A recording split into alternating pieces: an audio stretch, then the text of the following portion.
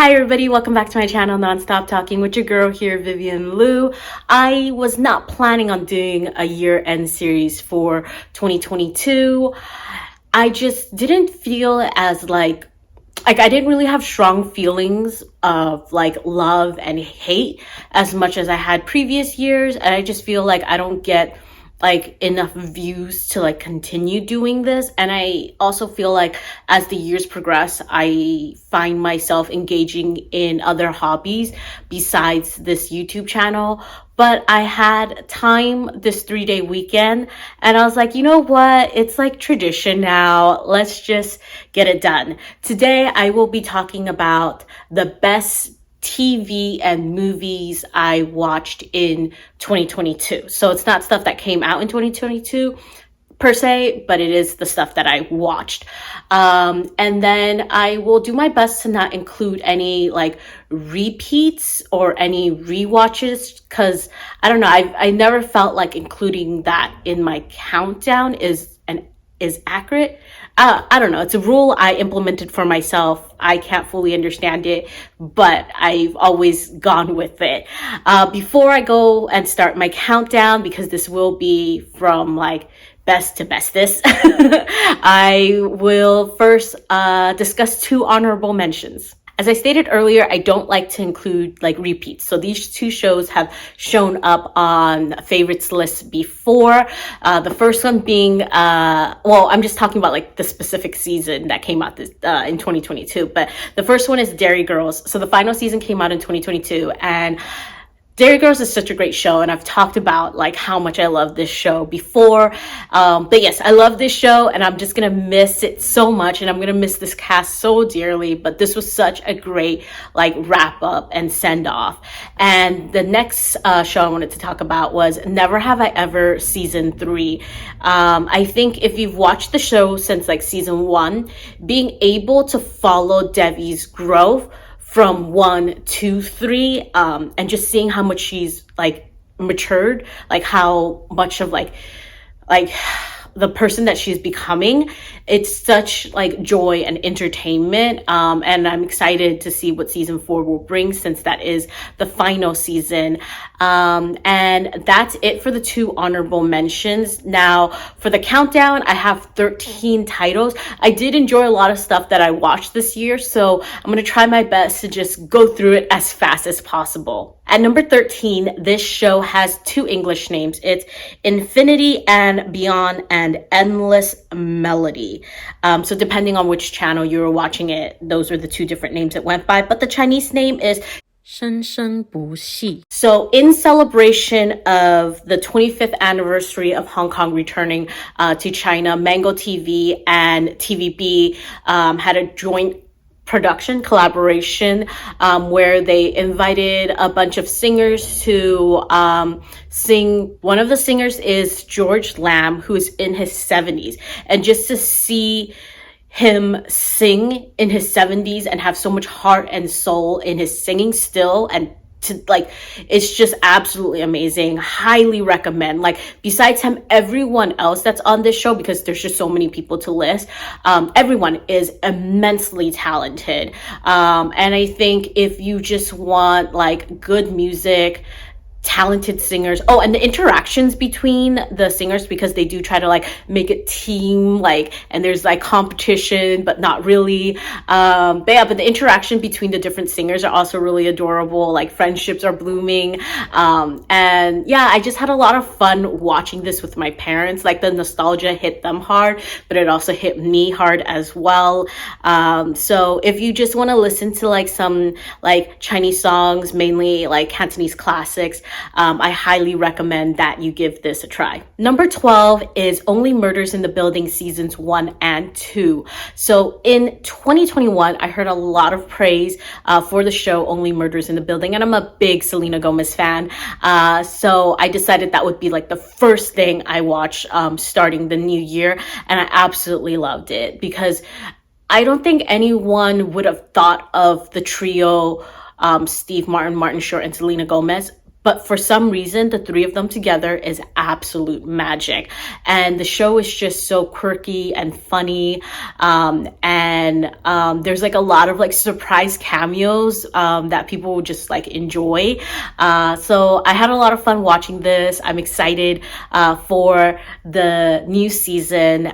In short, this is about like three strangers who find out that someone gets murdered in their apartment complex, and they start a podcast to try to solve the murder. Number 11 is The Matrix. Yes, I know I am super late to the Matrix party, but I recently, or not recently anymore, but I watched it for an in-flight entertainment thing, and I loved it. I think it's aged pretty well, and the story and plot are pretty like amazing. My friend Melissa, who is late to the Matrix train, didn't like it, and I was just like, it's great, why don't you like it? But you know, to each their own. The plot is intriguing and the action scenes are fantastic. While trying to figure out what the Matrix is, Neo encounters Trinity and Morpheus, and then like a battle like with secret agents begin, and from there we have to like face what is the actual truth. Frankly, I've only seen the first film, and because I love the first film so much, I've like talked to other people who've like, you know, have watched The Matrix in its entirety, and everyone just says like the first film's the best. You don't really need to continue with the series. I have one coworker who's like super adamant about that. So I don't know, maybe one day I will continue with the rest of it, but like I just love the first film so much that I'm worried the rest of it won't match up to the hype, and I already have people telling me it won't match up, and so I'm a little bit worried, a little bit skeptical. But you know what, Keanu Reeves is just the best. At number 10 is Wednesday. Wednesday is Netflix breakout hit. I know that everyone has an opinion on this show because literally everyone has seen it. And then everyone and their dogs have recreated that iconic dance. So I will keep my opinions short. Firstly, Jenna Ortega really took this role of Wednesday and made it her own. Like, applause, applause, applause. She did a fantastic job. I had one friend that said that the show felt a little CW-ish, and I have to agree, but at the same time, like, I love a solid coming of age story, and I do think this is kind of like a coming of age story. I will admit that I don't think the people that they casted for Wednesday's parents had good chemistry with each other. I do think it's a slight miscast there. In addition, like the show talks about how like Netflix Wednesday is such a smart girl. However, instead of using like her noggin to solve like the mystery, she like uses her powers, which felt a little bit cop out. Like it would have been nice if she actually figured that out like on her own. Regardless, like I think this was just a really, really fun show for me. Like I watched it with my boyfriend, we both had a great time. If you don't know, Wednesday is a spin-off of the Addams Family comics. This time we are following the daughter who gets shipped off to boarding school, and like weird stuff is just happening there. Number 9 is Business Proposal, and just saying Business Proposal makes me happy because the show brings back happy memories. I've been recommending this show like left and right to anyone who like loves romance slash like rom-com. I do think it was a very well done rom-com. I was introduced to this show through like my Instagram feed, and I rarely start like an Asian drama that is not complete. However, with Business Proposal, because Instagram hooked me in, I was literally chasing episodes every week, and it's been so rare for me to do that, that having that excitement of waiting for episodes every week and like the episodes just delivering was just amazing. What an amazing feeling. And the main couple, they're great, but the secondary couple, they are absolute god tier. The only thing about Business Proposal is that that final episode is like super rushed for no reason. Like I don't understand why they would introduce a new conflict so late into the show, make it a huge deal, and then skip over it. Like that's the only thing. If I like ignore the final episode, like this entire show could pretty much be perfection. Like the romance is there, the comedy is there, Samantha, Rachel, oh, it's so hilarious. I remember when like I just finished watching the show, I literally was like, I could rewatch this. And like I would keep replaying like certain scenes because love. In short, Young So hires her friend Hadi to scare away a potential suitor. Instead of being scared away, this dude, Taemu, like he's like weirdly interested. Like his curiosity is piqued and he wants to continue seeing this fake Young So. However, Taemu is actually Hadi's boss. He's the CEO of the company that she works at. So now Hadi has to juggle between, hiding her real identity and pretending to be her friend while also hiding the fact that she is his employee. Number 8 is Heartstopper.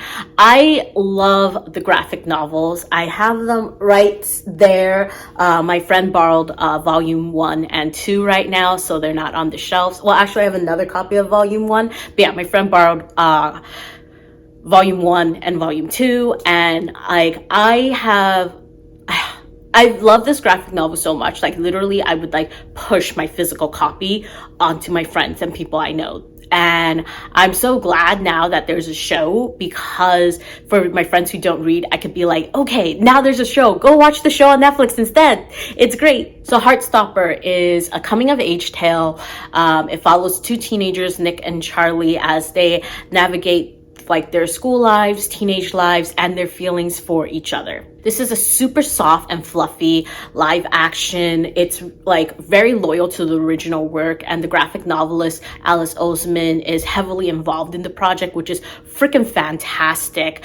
And I just think like the live action, like obviously it's true to the original work, but also it adds so much more story to the side characters in a way that is very satisfying and in a way that works. I cannot wait for season 2. And I just Googled Heartstopper. And if you Google Heartstopper, I don't know if it's going to exist by the time I post this video, but if you Google Heartstopper, the like cartoon leaves float by, which is super adorable. Number 7 is Top Gun Maverick. I actually watched this movie in theaters with my boyfriend. It's actually one of the very few films I watched in theaters last year. And in preparation for the movie, I rewatched the first film and thought it was just okay. But the sequel really blew me away. I think like I was thrilled by like how action-packed it was and like how like solid the plot and story is. Me and my boyfriend both were entertained. There was like a moment in the film where I was like, oh, it's about to be over, but then it wasn't. Like there was more to give, more to tell, and more to show. And I think at that moment I was just so amazed. Like honestly, thrilling, entertaining. What more can I say? I will admit that the romantic plot line was a little bit unnecessary. Other than that, it was high stakes and significant payoff. And plus, it was actually really nice seeing Iceman again. Number 6, this one also has 2 English titles, Addicted or Heroine. The Chinese title is Sangying. I have a video where I like full-blown fangirl over this really inappropriate Chinese drama.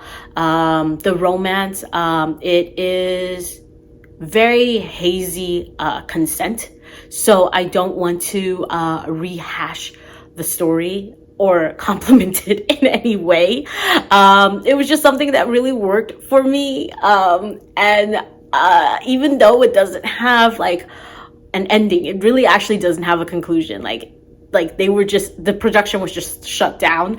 But yeah, even without a conclusion, like I couldn't stop thinking about the couple, thinking about the story, longing and lingering for more. And like I went and actually like found the book and was like reading it in Chinese. Like I was like, this story had me in a chokehold, and that's what I'm gonna leave it at. Number 5 is Abbott Elementary. I am currently watching the 2nd season as it's airing, and it's still just as good season 2 to season 1, and that makes me so happy and relieved.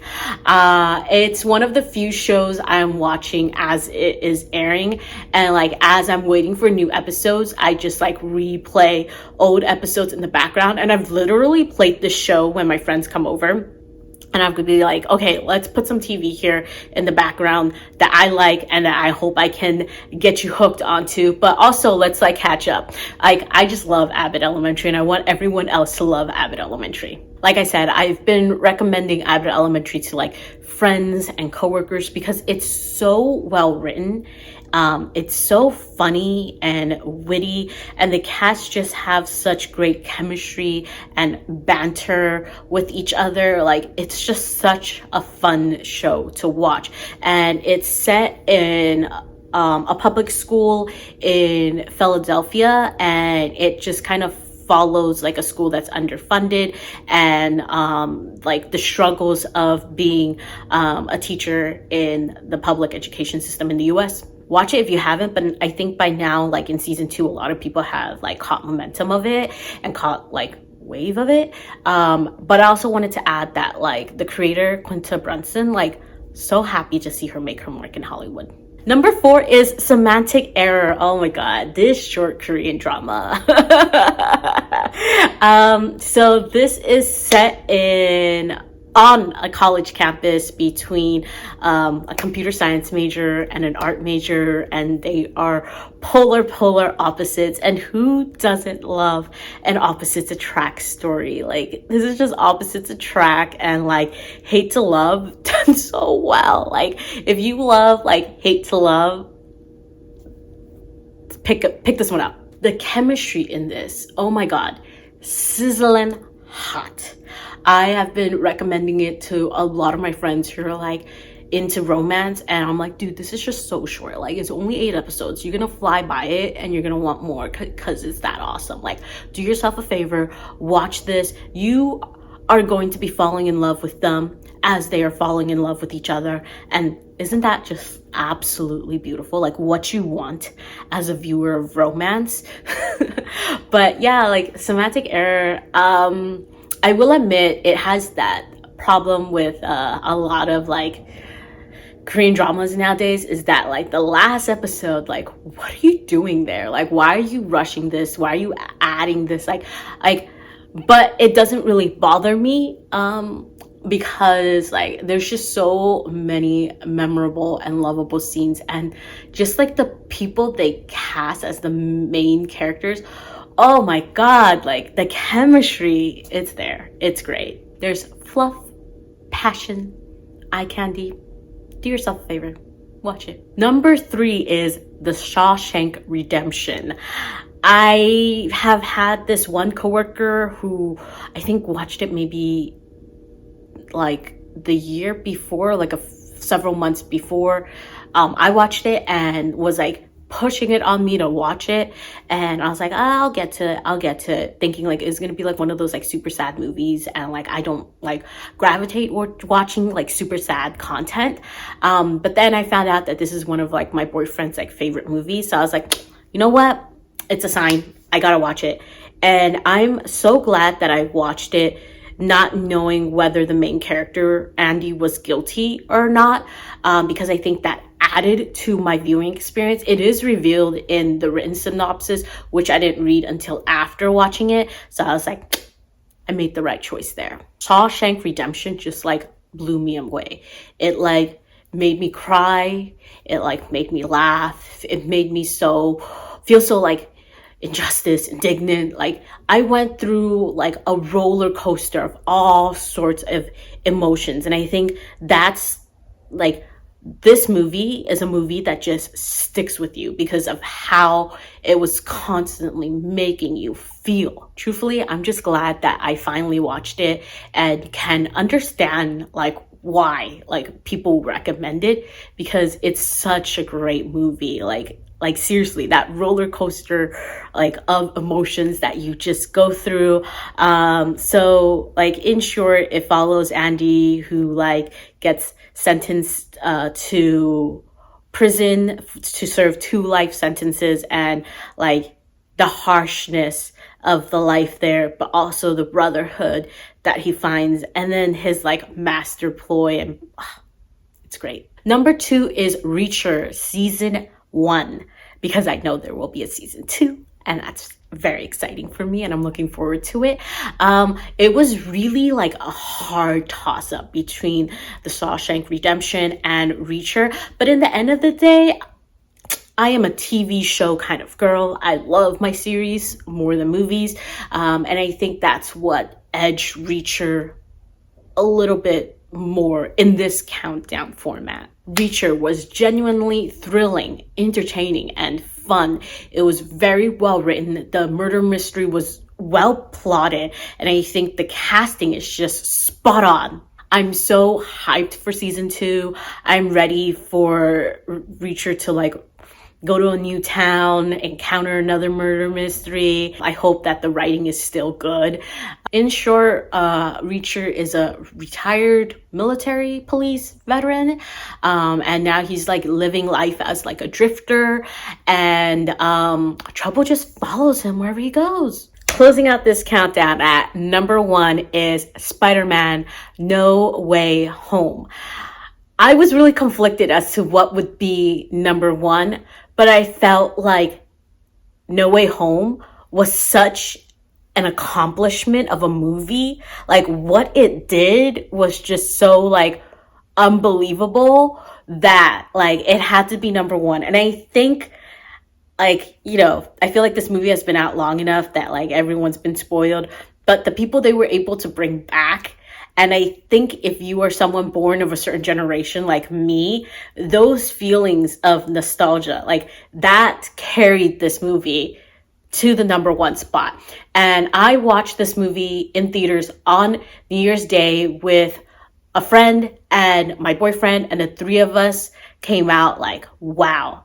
Like I was slightly spoiled, but like not fully spoiled, that like I still found like those 2 moments, especially that one moment, super duper like magical, magnificent. It lived up to all its hype.